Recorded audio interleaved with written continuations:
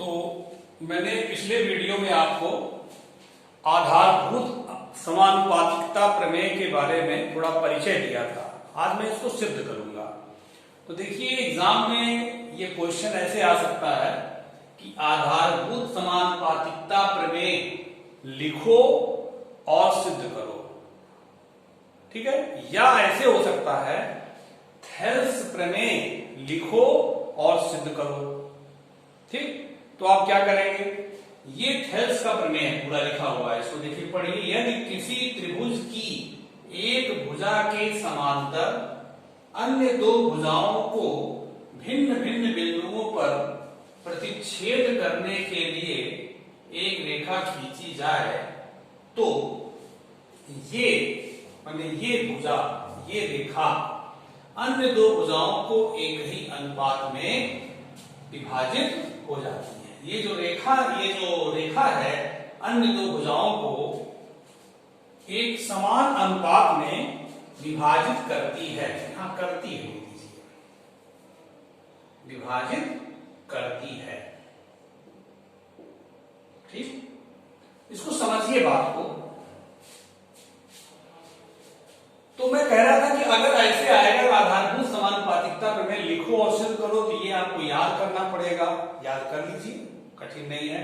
इसको पहले लिखेंगे कथन, ये प्रमेय है, फिर कहेगा सिद्ध करो तो प्रूफ करेंगे, ठीक ना। अच्छा, और कैसे आ सकता है, ये ना लिखे एग्जाम में, ये पूरा प्रमेय ही सवाल के रूप में लिख दे, पेपर में क्वेश्चन के रूप में ये पूरा प्रमेय लिख दे और आपसे कहे कि सिद्ध करो, ठीक है।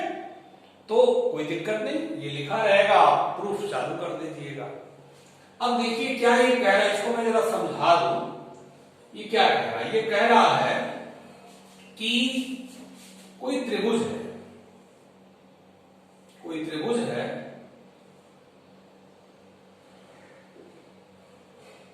ABC, किसी त्रिभुज की एक भुजा के समांतर, एक भुजा हम BC ले रहे हैं, इसके समांतर BC के समांतर रेखा हमने खींच दिया क्या, DE। देखिए कहा किसी त्रिभुज की एक भुजा के समांतर अन्य दो भुजाओं को भिन्न भिन्न बिंदुओं पर प्रतिच्छेद करने के लिए, ये जो DE खींचे हैं, अन्य दो भुजा कौन है, AB और AC, इनको दो भिन्न भिन्न बिंदुओं मतलब D और E पर प्रतिच्छेद करने के लिए एक रेखा खींची गई, कौन, DE। तो ये माने ये रेखा अन्य दो भुजाओं, ये रेखा अन्य दो भुजाओं को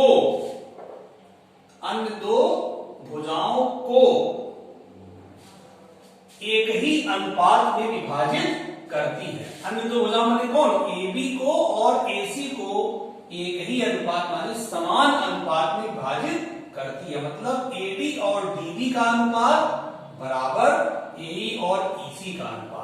ये क्वेश्चन है, ये आपका प्रमेय है, इसको मैं सिद्ध करूंगा।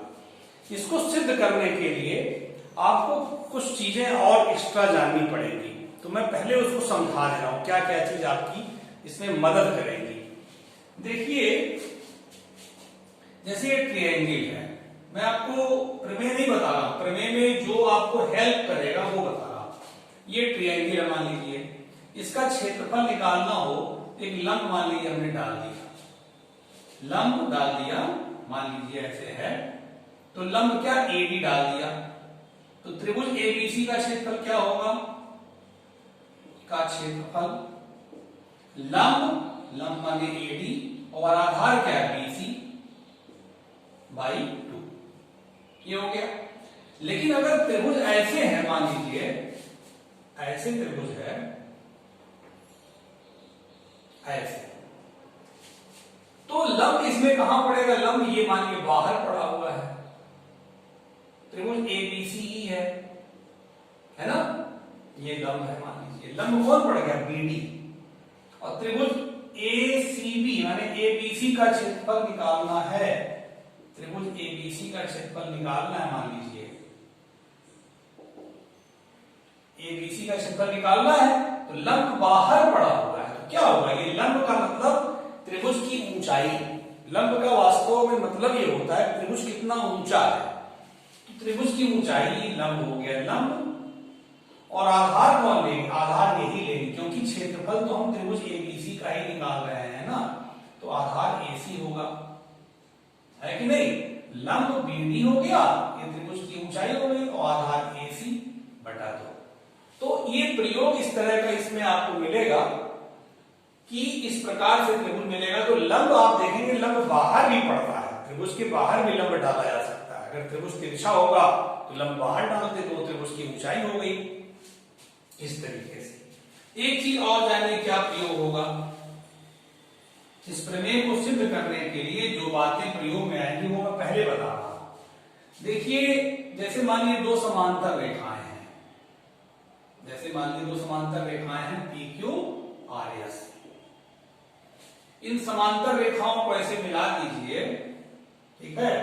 तो दो समांतर रेखाएं हैं, इनके मध्य अगर हम ऐसे बीच में विकर्ण मिला दें, जो त्रिभुज पी आर एस होगा, त्रिभुज पी आर एस जो होगा ये त्रिभुज इस त्रिभुज क्यू आर एस के बराबर होगा क्षेत्रफल के रूप में। त्रिभुज पी आर एस का क्षेत्रफल, पी आर एस का क्षेत्रफल बराबर त्रिभुज क्यू आर एस का क्षेत्रफल होगा। क्यों?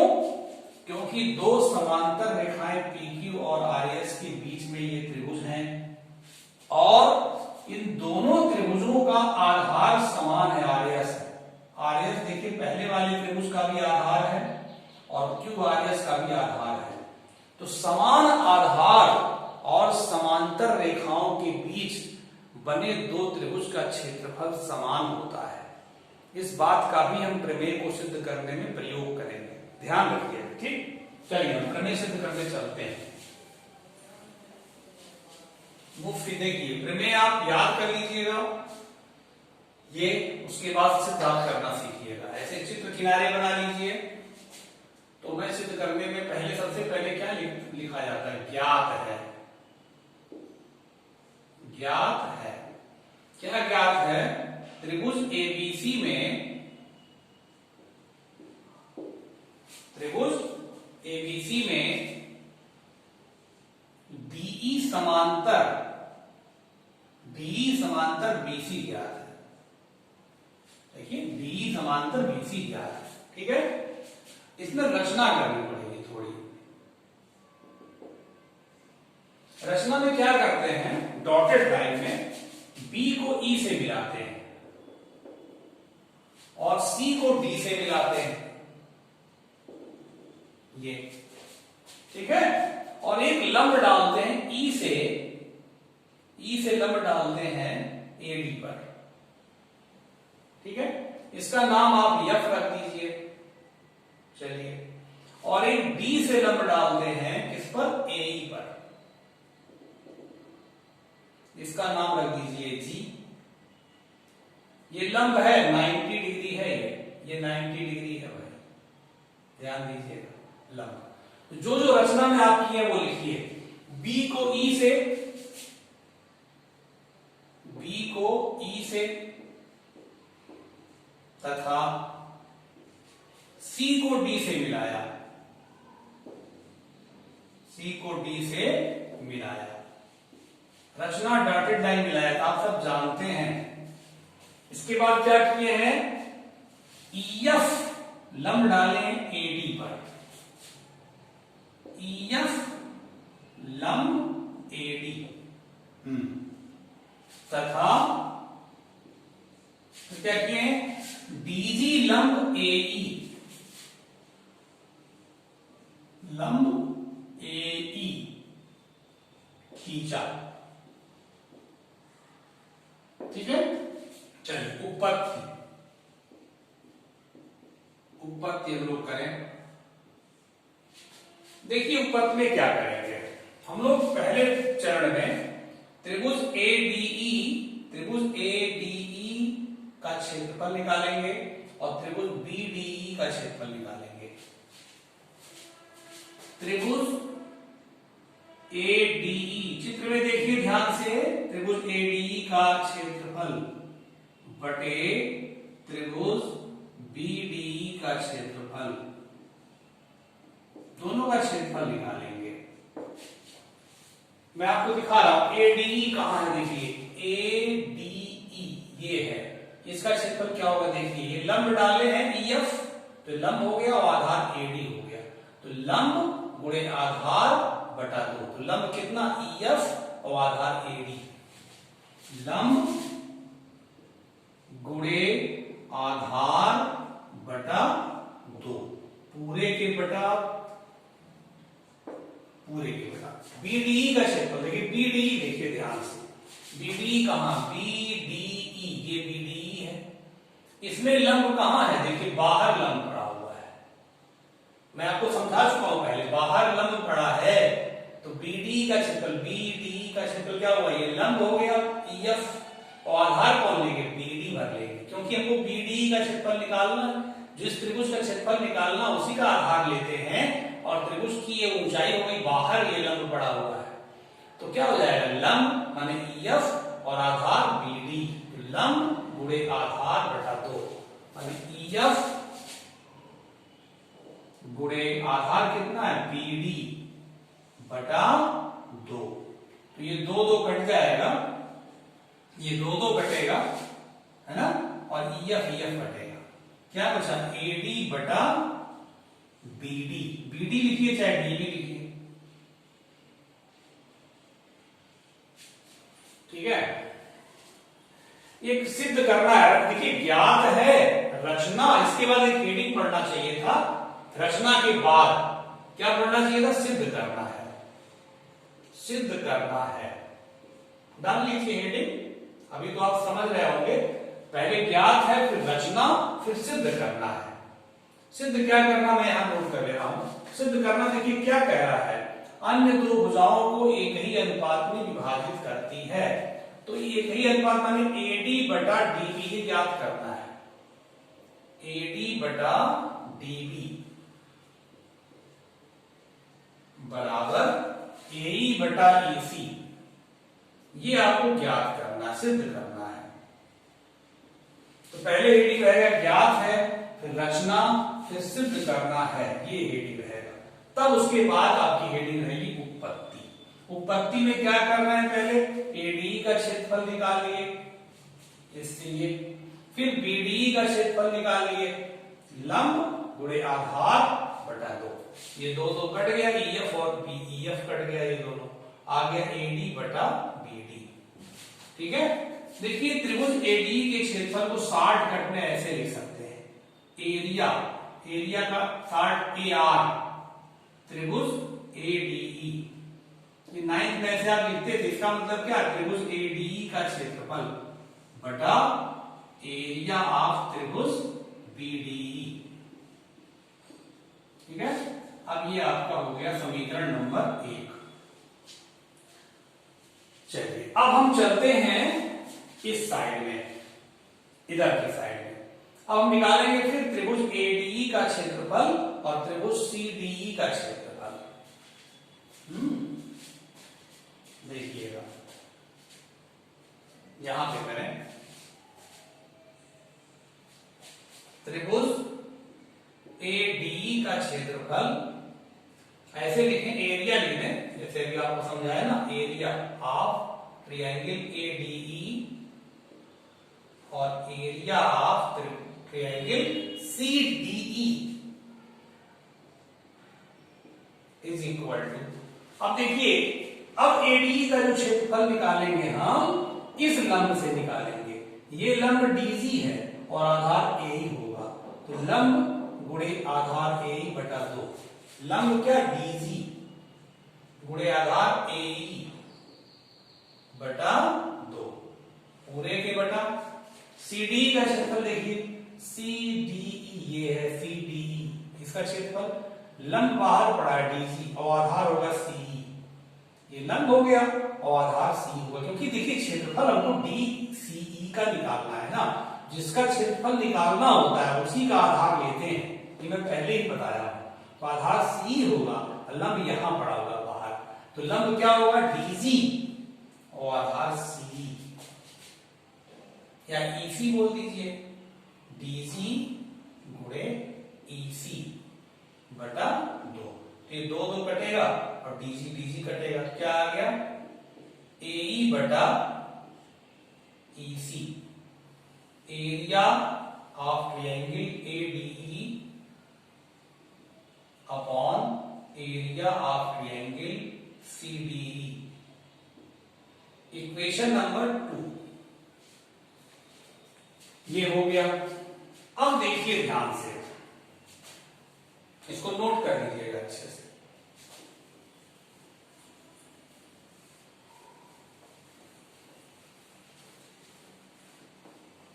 देखिए इसके बाद अब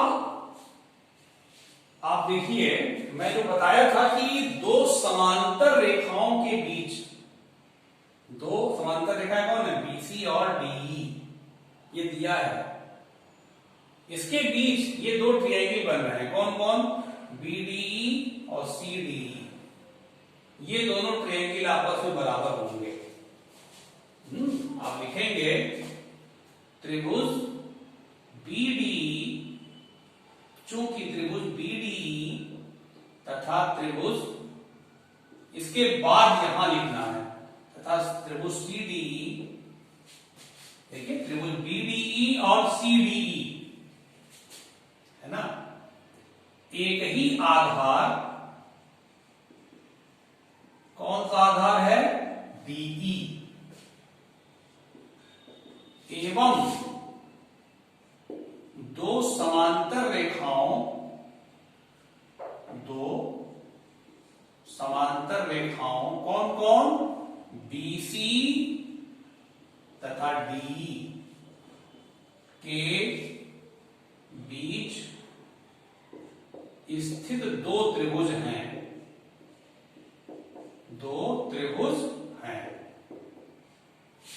यही बात देखिए मैं कहा हूं, त्रिभुज बीडीई और त्रिभुज सीडीई, दो समांतर रेखाओं कौन, बीसी और डी, और एक ही आधार डी पर स्थित दो त्रिभुज हैं, इसलिए दोनों का जो क्षेत्रफल होगा वो क्या होगा, बराबर होगा। इसलिए त्रिभुज बीडीई का क्षेत्रफल बराबर एरिया ऑफ ट्रायंगल सीडीई, ये त्रिभुज का क्षेत्रफल बराबर होगा। ठीक है, अब आप देखिए, अब समीकरण 1 में त्रिभुज बीडीई के क्षेत्रफल की जगह आप त्रिभुज सीडीई का क्षेत्रफल यहां रख सकते हैं, समीकरण 1 में। ठीक है, समीकरण 1 में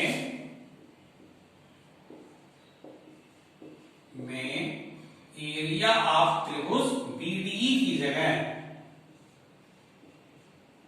एरिया ऑफ त्रिभुज सीडीई लिख सकते हैं रखने पर। ठीक है, इसमें रखने जा रहे हैं, तो समीकरण 1 में रखेंगे तो क्या हो जाएगा, हो जाएगा area of triangle ADE upon area of triangle CDE, BDE जगह सीडीई हो गया, और बराबर ये तो रहेगा ही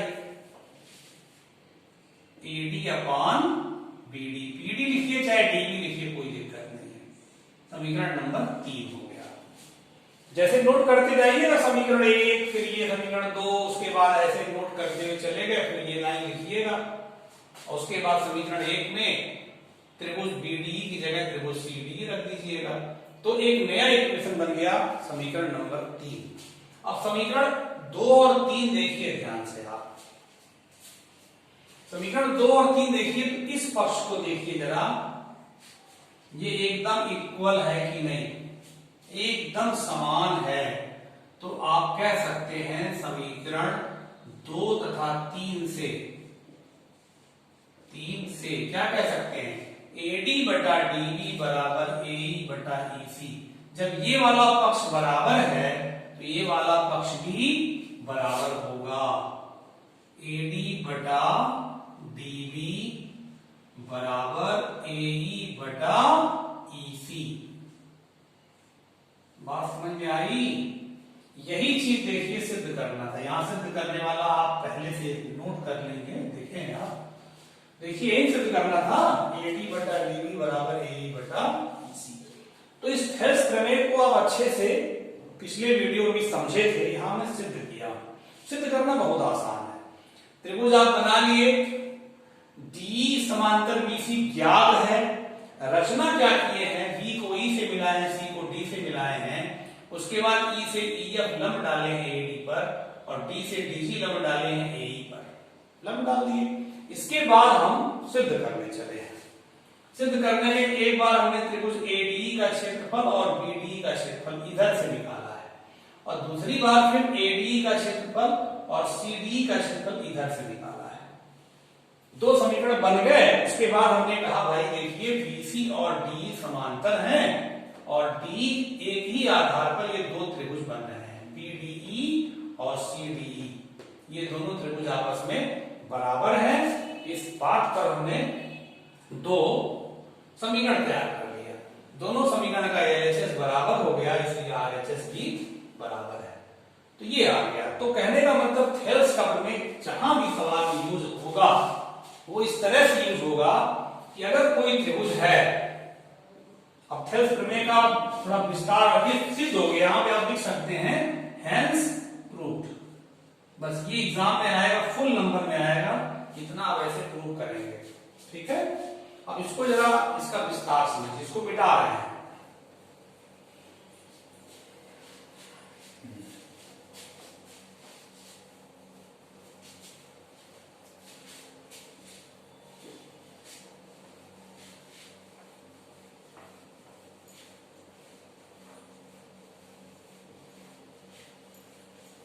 देखिए इसको, इसका थोड़ा और प्रयोग देखिए, कैसे इसका और ज्यादा प्रयोग होगा।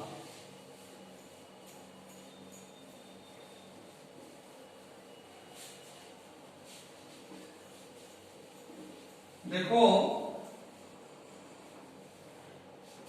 जैसे थेल्स का प्रमेय कहता है कि पहले से आपको एक समांतर रेखा दी जाएगी जो किसी एक भुजा के समांतर होगी, डी समांतर बीसी।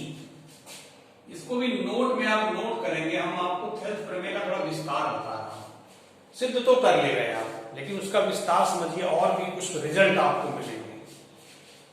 देखिए थेल्स प्रमेय जो है इसका बड़ा व्यापक प्रयोग। थेल्स प्रमेय से जब डी समांतर बीसी है, जब त्रिभुज एबीसी में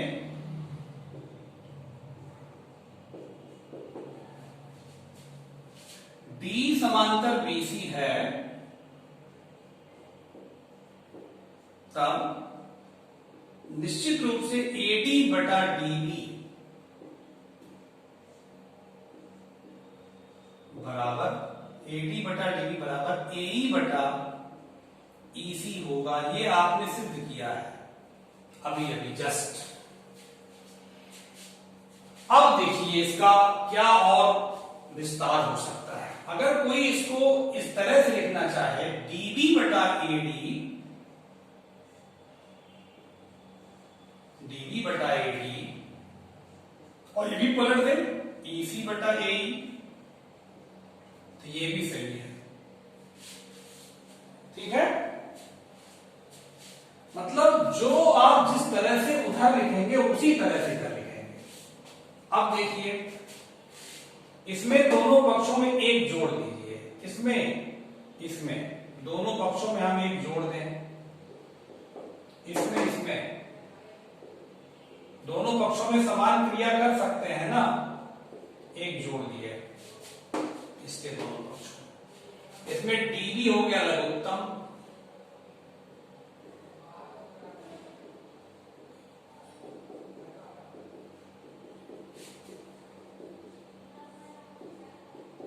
ठीक है। अब देखिए एडी धन डीबी, यहां चित्र से देखो, एडी और डीबी जोड़ो कितना हो जाएगा, एबी हो जाएगा, और बटा डीबी पहले से, एडी और डीबी जोड़ो एबी हो जाएगा ना, और डीबी पहले से, एई और एसी जोड़ो, एई और ईसी जोड़ो एसी हो जाएगा। तो ये भी थेल्स प्रमेय से आप लिख सकते हैं क्या, AB बटा DB बराबर AC बटा EC।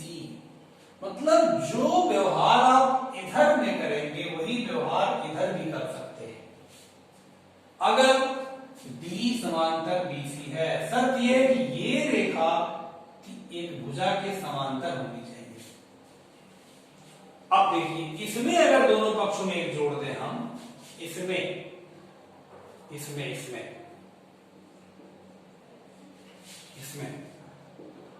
एक जोड़ दें,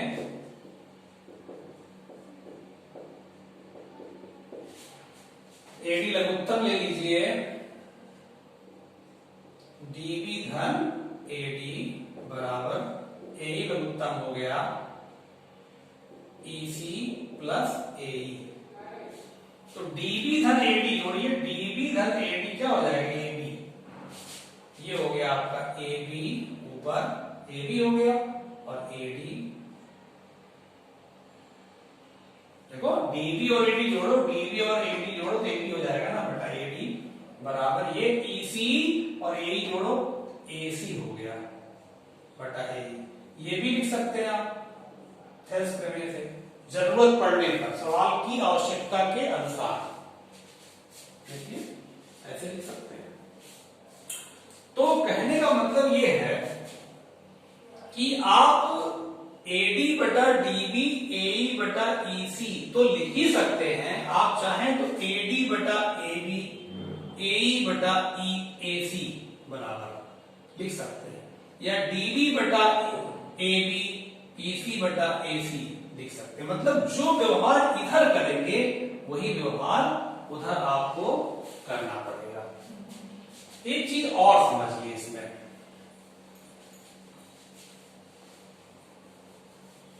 ये जरूरी नहीं